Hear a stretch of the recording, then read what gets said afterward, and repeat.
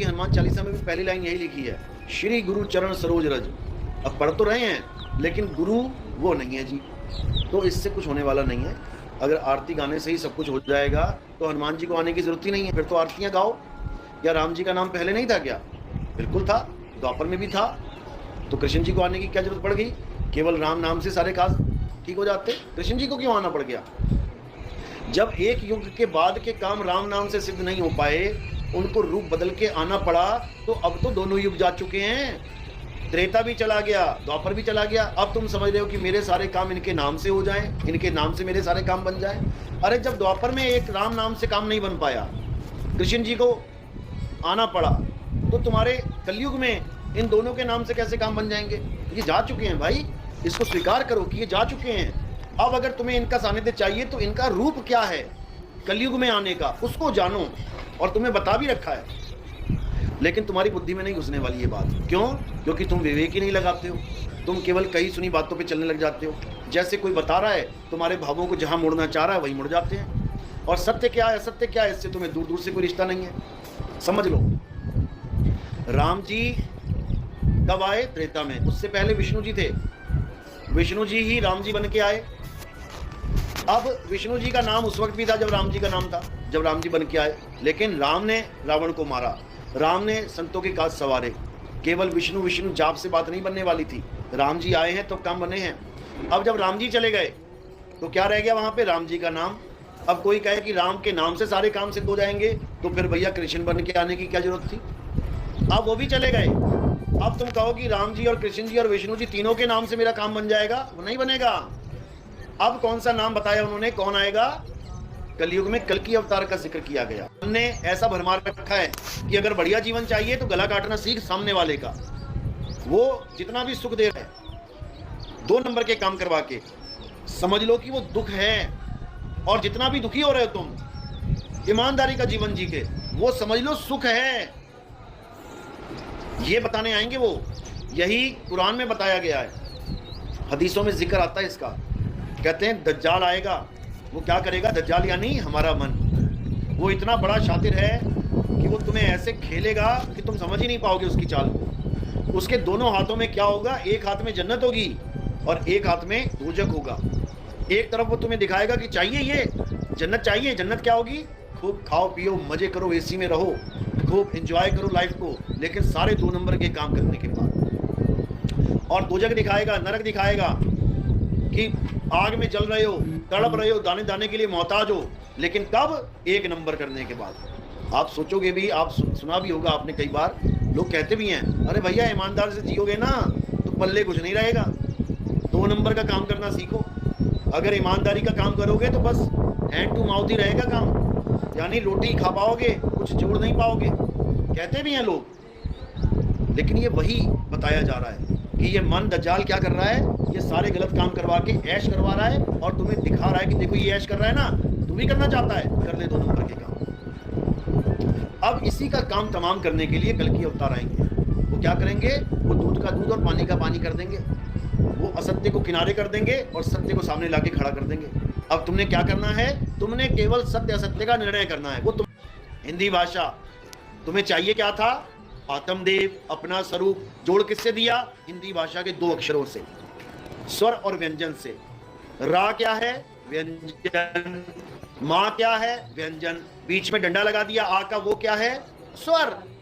स्वर और व्यंजन तुम्हें पकड़ा के आत्मा से दूर कर दिया गया। अब तुम्हें जानना था अपनी आत्मा को। अध्याय 3 17वां श्लोक क्या बोल रहा है? जो अपनी आत्मा में रमण करते हैं, राम राम नहीं जपते, हरे कृष्णा नहीं जपते, राधे राधे नहीं जपते, जो अपनी आत्मा में रमण करते हैं, जो अपनी आत्मा में तृप्त हैं, जो अपनी आत्मा में संतुष्ट हैं। संतुष्ट का मतलब क्या होता है? यानी तुम्हें जो चाहिए था वो मिल गया, उसके अलावा अब तुम्हें कुछ नहीं चाहिए। अगर तुम्हें कुछ चाहिए इसका मतलब तुम संतुष्ट नहीं हो, बस इतना याद रखो। और तुम सच में संतुष्ट नहीं हो। कोई राम जी का पुजारी है तो क्या वो हनुमान जी के मंदिर में नहीं जा रहा? क्या वो दुर्गा माता के मंदिर में नहीं जा? एक राम जी का मंदिर उसको संतुष्ट नहीं कर पा रहा है।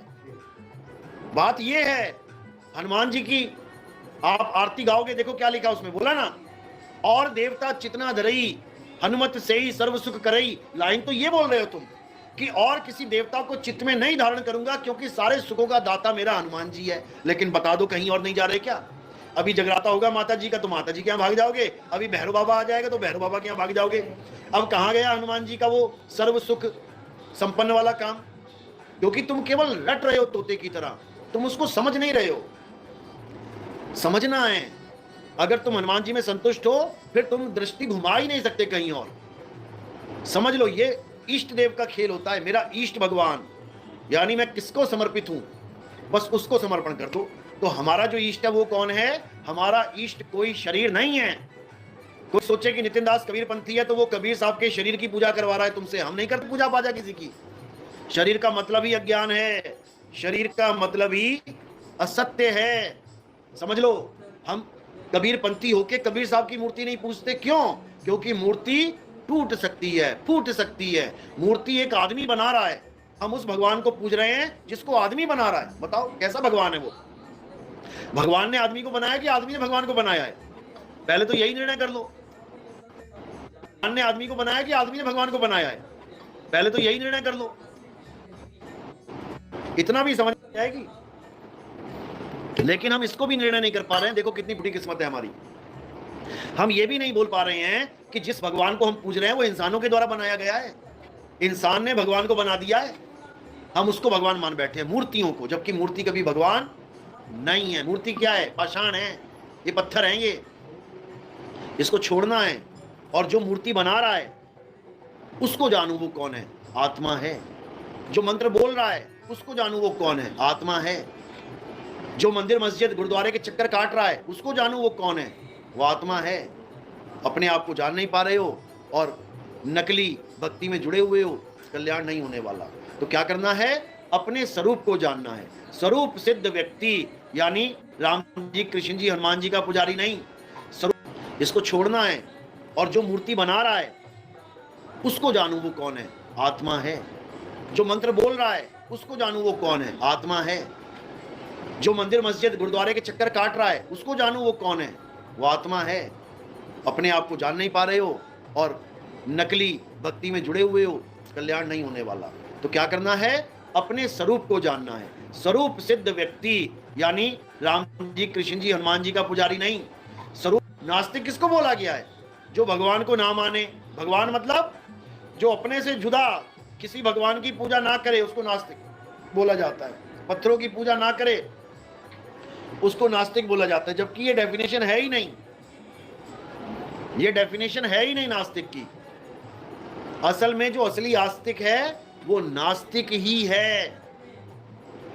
यानी वो ऐसी किसी चीज को नहीं पूछता जिसका वो अनुभव ना कर पाए। वो ऐसे किसी पत्थर को भगवान नहीं मानता जो खुद खाना ना खा पाए। तुम्हें उसके मुंह पे लगाना पड़ रहा है और मुंह पे लगा भी दिया तो चबा के खा नहीं पा रहा है वो।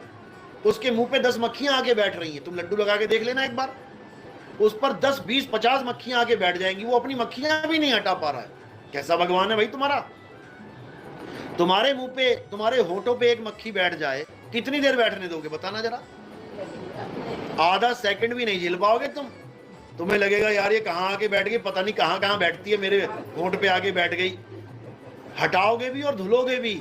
लेकिन वो भगवान जिसको तुम भगवान मान के बैठे हो, 20 मक्खियां जाके चिपक गई उसके मुंह पे, वो ना हटा पा रहा है ना मुंह धो पा रहा है। बताओ कैसा भगवान है ये? असल में ये हमारा ज्ञान था ही नहीं हमारे धर्म का, ये तो हमारे ऊपर लाद दिया गया है। क्यों? सच्चाई पता नहीं है तो फिर झूठी लादना पड़ेगा। अगर सच्चाई पता होती इन लोगों को, आत्मज्ञान होता, तो मैं कहता हूं कभी पत्थर पुजवाते ही नहीं। समझो बात को। अब आत्मज्ञान नहीं है, अब क्या करें, मजबूरी है, कुछ ना कुछ तो बताना पड़ेगा, तभी तो दान चंदा आएगा, नहीं तो दान भी ना आएगा। मंदिर ना बने तो बताओ तुम कौन से पंडित जी की पॉकेट में तुम 100 का नोट डाल रहे हो? तुम्हें 20 पंडित मिल जाएं गली में चलते, बता दो तुमने कभी जेब में डाला हो 100 का नोट उनके? कभी नहीं डालोगे। लेकिन पंडित को पता है कि नोट कैसे निकलवाना है। कैसे? एक मूर्ति लगा देंगे, उस पे लिख देंगे दान पात्र और कबीर साहब का दोहा चिपका देंगे। कौन सा? चिड़िया चोंच भर ले गई और नदी ना घटे ओ नीर, और दान दिए धन ना घटे, कह गए संत कबीर। ये दोहा तो चिपका देंगे, ये वाला नहीं चिपकाएंगे। कौन सा? अरे पाथर पूजे हरि मिले, और तो मैं पूजूं पहाड़ और वहां से ये चाकी भली पीस खाए संसार। इस दोहे से तुम्हें क्या प्रॉब्लम है भाई? क्योंकि ये दोहा दुकान खत्म करने का दोहा है और वो दोहा दुकान बढ़ाने का दोहा है। बढ़ती जाएंगी दुकानें। जिस भगवान ने सारा संसार बना दिया तुम कहते हो, उस भगवान का मकान वो ना बना पाया, उसके लिए तुम ऑनलाइन आके दान चंदा मांग रहे हो कि भगवान का मंदिर आखिरी स्टेज पे है, मुझे पैसा दे दो, मुझे पैसा दे दो। अरे तुम भगवान के भिखारी हो कि इंसान के भिखारी हो? तुम उस भगवान से मांगो ना जो सबको दे रहा है। वो सबको दे रहा है, बस तुम्हें नहीं दे रहा है। वो भगवान सबको दे रहा है क्योंकि तुम बोल रहे हो ना कि वो सबको दे रहा है, लेकिन तुम्हें ही नहीं दे रहा है जो तुम ठेकेदार बन के बैठे हो। तुम्हें इंसानों के आगे झोली फैलानी पड़ रही है, तुम्हें इंसानों के आगे भीख मांगनी पड़ रही है। और उस भगवान का मकान बनाने के लिए जो एक पल में, गीता में कहते हैं, मैं खंड ब्रह्मांड एक पल में बना के नाश कर देता हूं, उसका मकान वो नहीं बना पा रहा है। बताओ। तो भाई ये कोई भक्ति नहीं है, ये कोई भक्ति नहीं है, ये केवल और केवल बिजनेस बन चुका है भगवान के नाम पे। कभी किसी भगवान ने नहीं कहा कि मेरे नाम का मंदिर बनाओ। अरे जो भगवान राम थे वो तो अपना घर छोड़ के चले गए 14 साल के लिए वनवास। उन्होंने भी ये डिमांड ना करी कि मैं तो जीता जागता हूं, मैं वनवास जाऊंगा, लेकिन मेरे लिए पहले वहां पे एक भवन का इंतजाम करो। कह सकते थे पिताजी को। वनवास हुआ था भगवान राम को, ये थोड़ी नहीं हुआ था कि वो हेल्प नहीं ले सकते अपने पिताजी की। ये तो हो सकता है ना भाई। तुम्हें अगर बाय चांस, लोग देखो जेल भी चले जाते हैं, क्या तुम उसकी हेल्प नहीं करते घर वाले? अरे तुम वहां जाके कहते हो मेरे बेटे को ये खिलाना है, पेमेंट मैं कर दूंगा। ऐसा सिस्टम है वहां पे। तो वो राजा होके अपने बच्चे के लिए क्या महल नहीं बना सकता था एक? सोचो, जो जीवित राम ये डिमांड नहीं किए कि मुझे मकान चाहिए रहने के लिए, उसके जाने के बाद तुम मंदिर बना रहे हो। कमाल कर दी तुमने। और वो भी राम आके नहीं रहेंगे, केवल एक पत्थर को राम बना के रखा गया है। तो ये सब भाई हमारे धर्म में नहीं है। हमारा धर्म क्या है? सत्य सनातन धर्म है हमारा। और सत्य सनातन धर्म क्या है? जिसका कोई आदि और अंत नहीं है। उसको समझ लो, जो सदा रहने वाला है। वो ऐसा नहीं है कि आज है और कल नहीं है, वो सदा था, सदा है, वो सदा रहेगा। उसका तुम मंदिर क्या बनाओगे? भूल जाओ। और ये जितने भी हैं जो तुम्हें भरमा रहे हैं कि राम राम जप लो, एक